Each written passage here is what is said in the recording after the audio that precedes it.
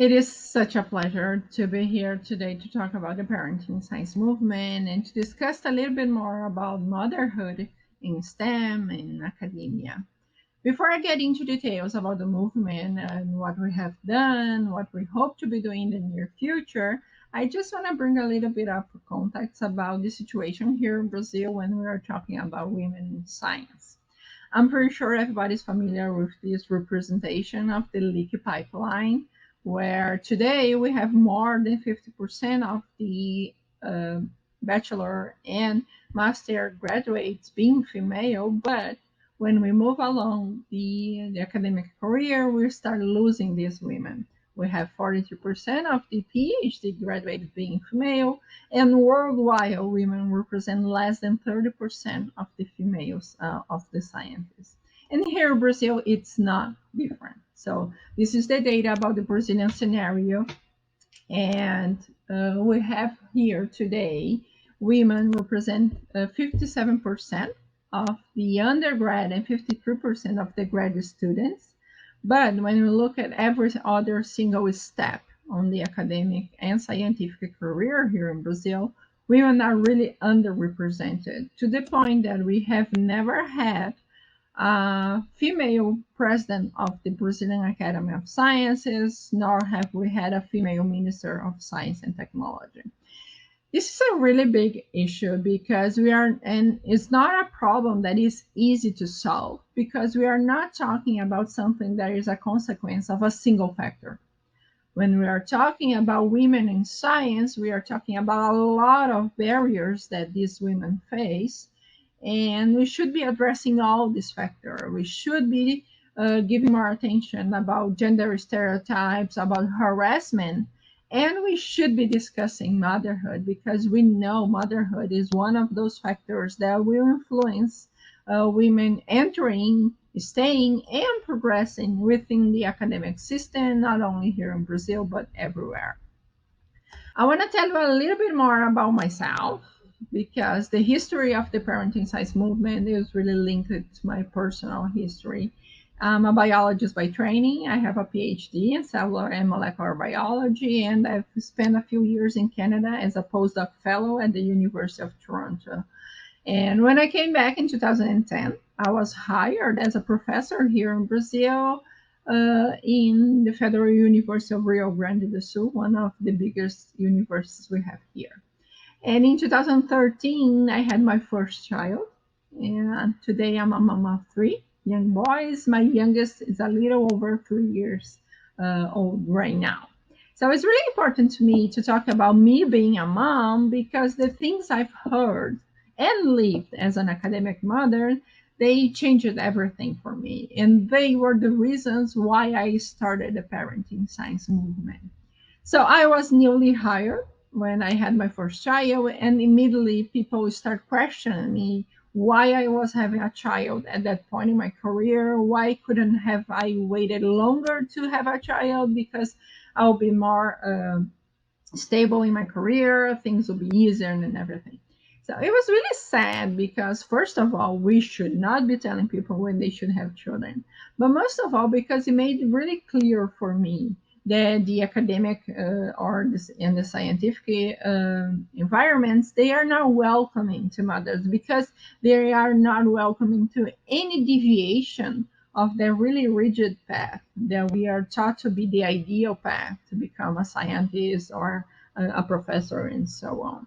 So here in Brazil, I have 6 months of paid maternity leave. So I had really big gaps in my breaks in my career.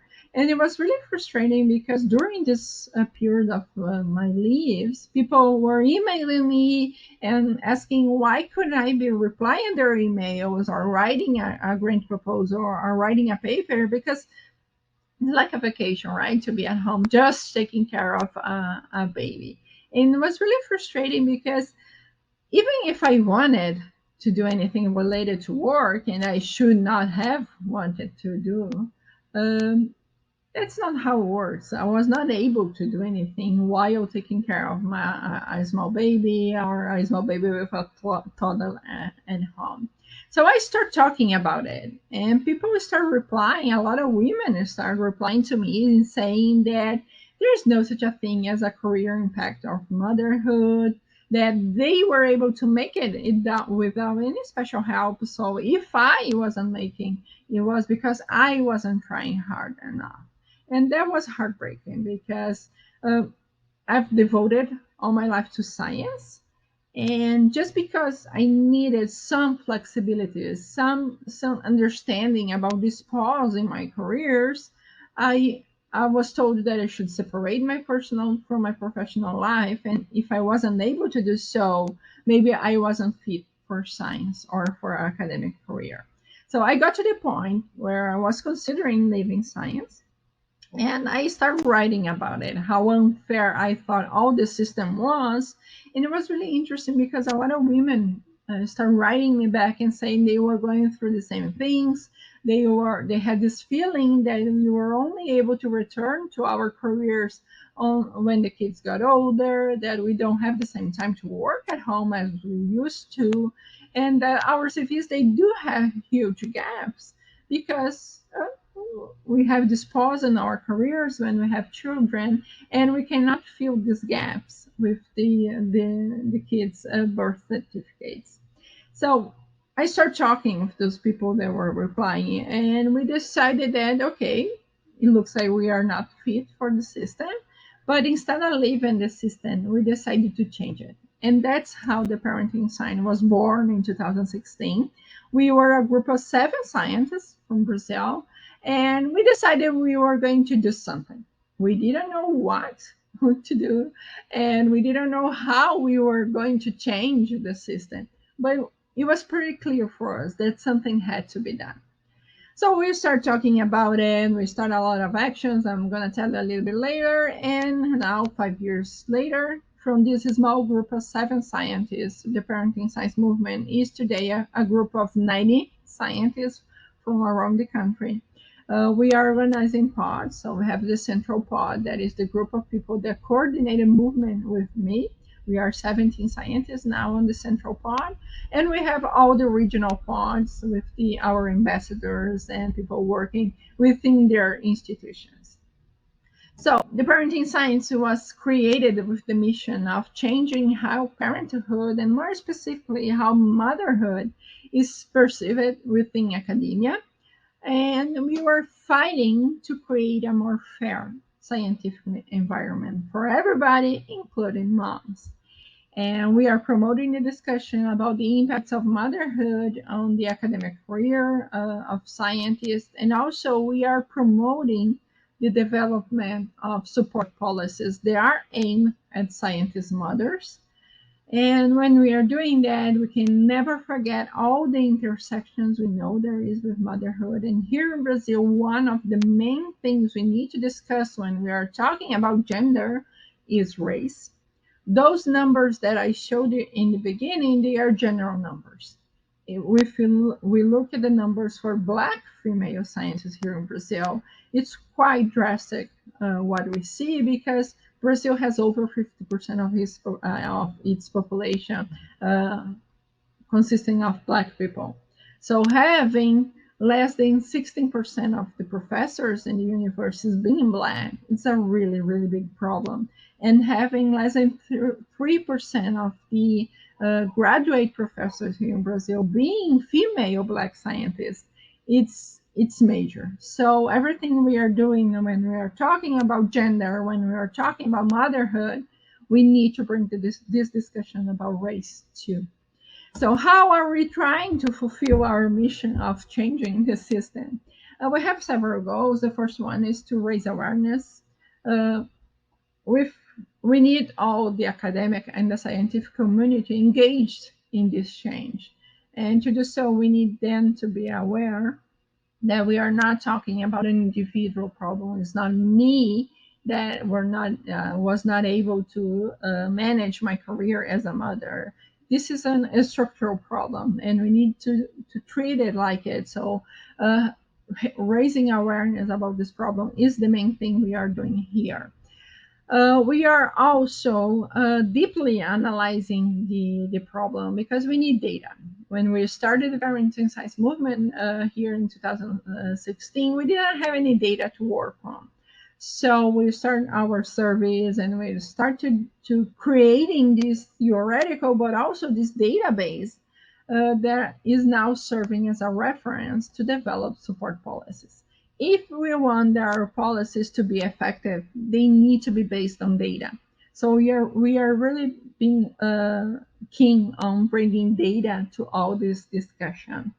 We do have a lot of problems of bias and prejudice about academic mothers. So we do receive a lot of reports about harassment against mothers in academia and everything. So we are trying to raise this discussion too, to talk about implicit bias and everything. And in the end, what we want is to construct, to build this network that will be able to articulate mothers, people that are in charge, people that are occupying decision-making positions, so we can actually have this change within their scientific and academic system here in Brazil. How are we going to achieve our goals? So about awareness, since 2018, we do every year a Brazilian symposium on motherhood and science. Is the moment we can get together and bring people to bring data to tell us about what's going on in the institutions and everything. The first of the Brazilian symposium on motherhood and science was held in 2018, and that is for sure a landmark in our movement because we are able to organize our demands and actions in that moment. And it's really nice for me to see that a few years later, after this first symposium, we were able to implement a lot of the changes we discussed at that moment. So the first thing that was our big campaign here in Brazil is, okay, we have these gaps in our CVs if we are talking about mothers and parents in general. So what we wanted is that those gaps to be recognized as a consequence of our of us having children. So here in Brazil, all the scientists they do have the CV register, what is called the Lattice platform. It's a really huge platform. It has over 7 million CVs registered, and it's run by one of our federal funding agencies. So we started this campaign that we call Maternity on Lattice, or Maternidade no Lattice. We have our shirts with our kids' names on, and we wrote a letter bringing some data and asking our funding agency to include a field on the CV platform where we can inform our leaves. This letter that we wrote was signed by 34 Brazilian scientific societies, including the Brazilian Academy of Science. So it was really nice to see all this engagement of the scientific community in order for us to deliver this demand to the funding agency. It was not easy. It took 3 years to actually have the change made, but since April 15 in 2021, we do have in our Lattice platform a field to inform our leave period. So it's really important because we took motherhood out of invisibility, but we are also allowing that anyone that access our CVs to know that those gaps they are seeing in publications, in mentoring, everything, there was a reason for that. So it was a really symbolic, but also a practical achievement we have here in Brazil. I mentioned we didn't have a lot of data to work on when we started the parenting science movement. So one of the first things we've done here was to have a national survey. So we were able to generate data and show that women, when they have children, they face a really drastic drop on publication rates, and that of course impact their competitiveness when compared to male or childless peers, because we didn't see that drop in any of those cases. And it was another landmark for us because this data was used to develop a lot of the support policies we have here in Brazil today for mothers. So, based on these findings, several of our Brazilian funding agencies and universities they have included a maternity clause in their guidelines for CV evaluation, and we are talking about grants or fellowships applications, selection processes, hiring, progression processes, and everything. So, what is usually the norm is that now when we are looking at someone's CVs, if that person had a child, we will look at longer years span. Or in some cases, universities are adopting a correction factor to equalize the assessment of mothers' productivity during the period of 5 to 10 years after they become mothers. So it was really, really nice to see that the data we generated were used to bring change, real change, and changes that are having positive effects here in Brazil. We cannot talk about motherhood in science and women in science without talking about the pandemic. And that was another point where we were able to contribute a lot here in Brazil. So in May of 2020, when we were in the midst of the all social isolation, everything was closed, universities, daycares, and everything, we were really worried about the impact the pandemic would have on academic mothers. We published this letter on Science, and we also had made a survey. We collected data. The survey was answered for over 14,000 scientists here in Brazil. We were able to generate some data. I'm not going to show the data here. You can access our publications about it. But we showed that the pandemic was having a really a different impact when we were talking about women scientists and we were talking about mother science, and also when we are talking about Black female scientists. So we were able to suggest a lot of actions regarding fighting the pandemic setbacks for career givers, academics. We published this letter on Nature Human Behavior about it. And also, we were able to promote one action that was really nice. It was really important for us. One of the main results we have from the survey we have performed during the pandemic was that graduate students, there were mothers. They were not able to keep up with their theses and dissertations because of a lot of things, but including the financial situation. We had a huge hit on our economy here in Brazil and everywhere, but all the data were showing that women were the ones that suffered the hardest economic hit here in Brazil. So we wanted to do something, but we didn't have any money. So we decided to do a crowdfunding for what we call was the Tomorrow Program. So we were able to raise over 120,000 Brazilian reais, and we were able to, during the year of 2021, to assist 29 graduate students. They are mothers. Most of them are Black or Indigenous women. They are solo mothers. So we were able to give them this financial support. So they were able to finish their master or PhD courses. So it was really, really important for us. First of all, because it showed the power of our networking.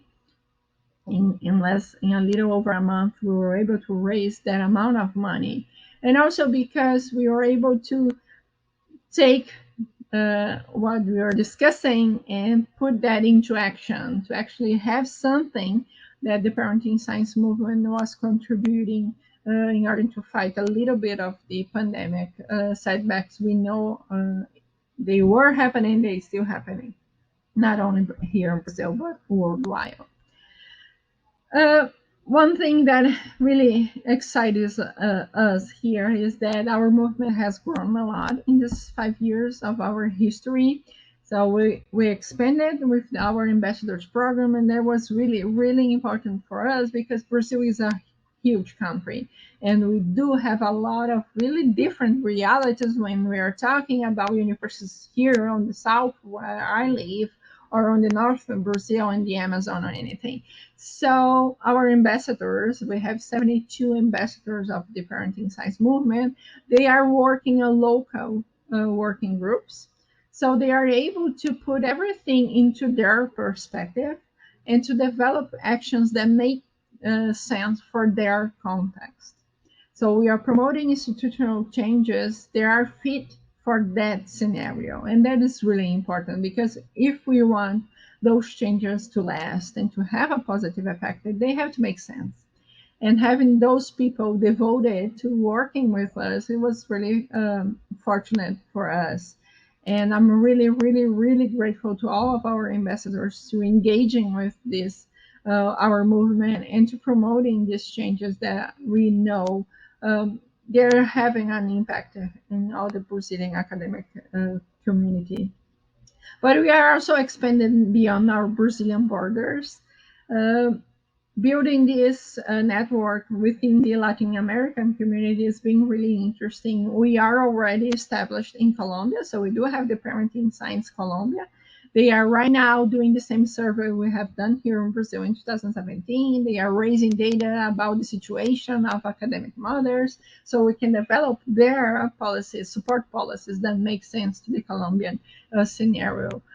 We are talking with people in Argentina, Chile, and Ecuador. So we'll probably have in the near future another chapters of the parenting science within the Latin American community. And our reach is being really important for us to be able to change things. So not only within the academic community, but we are now having increasing our reach outside academia. So we've been featuring several scientific media around the world, our data on the COVID pandemic, but also all the data we had before and all the actions we had before. So we are really fortunate to have this, our work being featured in several of the worldwide scientific media. We also been talking a lot of our Brazilian mainstream media about all the actions we have developed and raising awareness outside academia about motherhood, about professional women with careers and how they are being affected by motherhood and everything. So it's been really nice. We have been some of our TVs here in Brazil. We have a documentary made about us, so it's in Portuguese only, but I can give you the link after. So it's been really, really interesting. And we are expanding our outreach actions because we do believe that changing not only the academic system, but we need a change in society about motherhood. So we've been working with a lot of the actions that are aimed at the general public, not only academic, in order to inspire girls and young women to choose a career in science. Here's a picture of our last in-person event that was held in 2020, and we were making some activities to young girls to talk about science and to show them inspirational women in science. It was really interesting.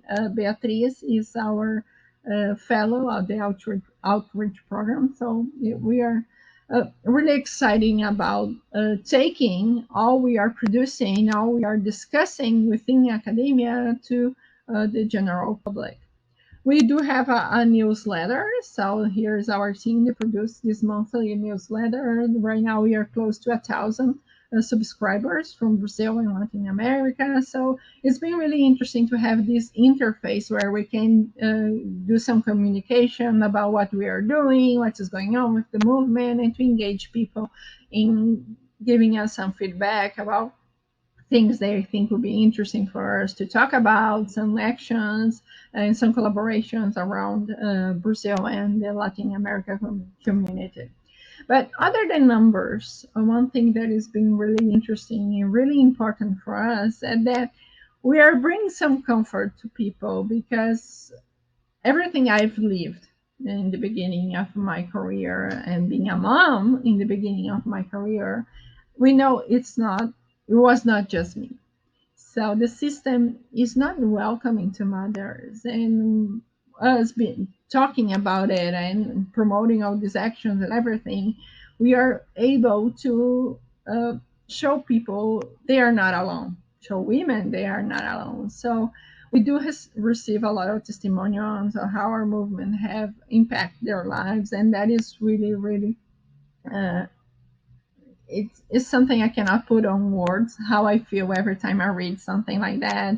That people stop feeling alone when we're talking about being a mom in science.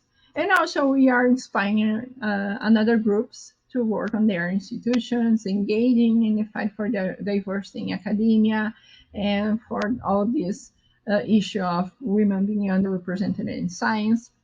So here's the testimonial of one of this working group at one of the federal universities here in Brazil.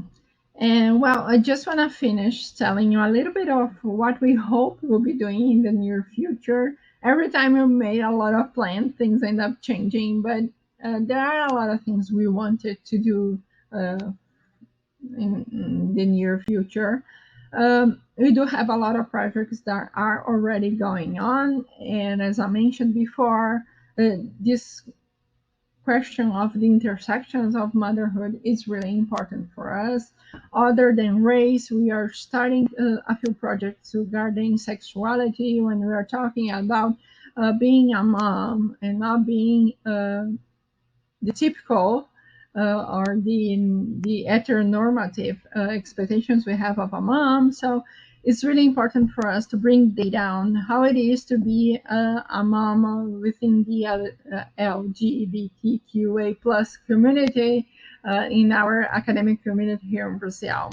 And we are also bringing the discussion about being a mom or being a parent of people with disability, because all the impacts we know motherhood, parenthood will have on the scientific career of a mom or a mother or a father will be different if we are talking about having a children with disability. So we are trying to bring some data on it and try to investigate what is the legislation we have, what are the rights these professionals have, and it's something that we are really excited to work on. We are also tackling one of it's not a pleasant issue to talk about harassment, but when we are talking about motherhood, we need to talk about bias and we need to talk about harassment. So we are generating some data about it, or how people perceived their careers after becoming a parent and everything. And we want to pursue our goal to promote institutional changes. So we have now a partnership with the Oxford Brookes University from UK. It's we got this grant from the British Council here in Brazil, and we are working on building an equality plan for all the institutions here in Brazil. What our higher education institutions could be doing to promote gender equality, and of course, talking about motherhood within this context of gender equality. Uh, we cannot express how winning the Nature Award has an impact on our future, because um, it was it's going to be the first time we actually have money to do anything. So we have a lot of things planned to do with the awards prize, and it was an honor to be nominated to the award. And we are right now organizing everything we are going to do with this resource that we're able to achieve to get with the award. And I just want to tell you a little bit about that building networking we were talking about in the beginning, with several other organizations here in Brazil. We created this Women in Science Fund. It's the MUNACI here, because Mulheres na Ciência, Women in Science in Portuguese. So we are working on generating funding for uh, projects that are led by women, working on generating a lot of programs that will assist women in science. So it's something that we are really proud about. And I just want to thank everyone. And uh, we didn't get here alone. Everything we were able to achieve, it was result of all the support we have from the entire community and several people in institutions that believe that talking about motherhood within academia, within science, it was legitimate, and it was an urgent issue. So we need to thank our sponsors for all the symposium, the Serra Pilheira Institute, and the For Women in Science program at L'Oreal, and also every one of our followers and supporters, because they are the reason why we are here today. So I will leave you all of our contact information. We can check our website, our email, and we are in all of the social media. We can just put parenting science there and we will find us. So thank you so much for this opportunity. It was a pleasure to be here, and we're looking forward to this discussion.